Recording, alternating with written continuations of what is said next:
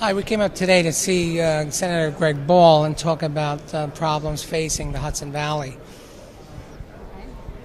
Greg was nice enough to ask us up here today to ask us where our primary concerns are with regard to constituents back home. I'm from Putnam, and what their concerns are with regard to tax cap and how do they handle it and the redistribution of money, unfunded mandates, and things that really affect their pocketbook every day. And Doug is always known for being so verbose and speaking so much like you just saw from Westchester County. But at the end of the day, he's been on the front lines, as has Chairman DeBella, of making sure that we're fighting back overtaxation. The fact is that New York State has no future as being the #1 overtaxed state in the United States of America. Maybe Doug can speak a little bit more onto what's going on in Westchester County and the fights there. The same fights we're having up here, we're having down in Westchester County of trying to limit those budgets, and maybe soon in Putnam, but Chairman DeBella has a little more help in Putnam. Doug, you want to speak a little bit about it? Yeah, well, some of the issues facing the Hudson Valley, and as importantly Westchester, consolidation issues.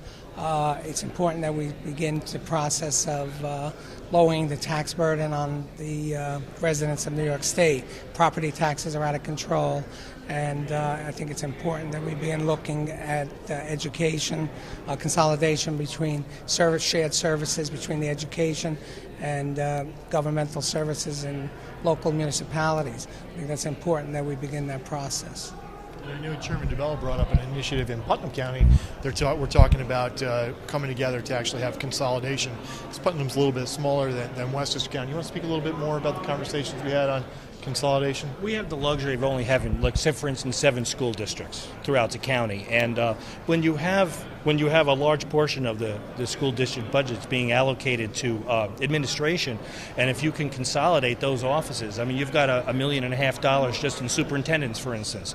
I mean, it doesn't sound like a lot of money, but if you start approaching different areas of consolidation, and that's just an example, where you can compress those costs into one person versus 5, you can make an impact where the taxes are concerned. And consolidation bridges across, school, county government, local town services such as highway departments, things such as this. So it's not just limited to one area. It really crosses over many different things.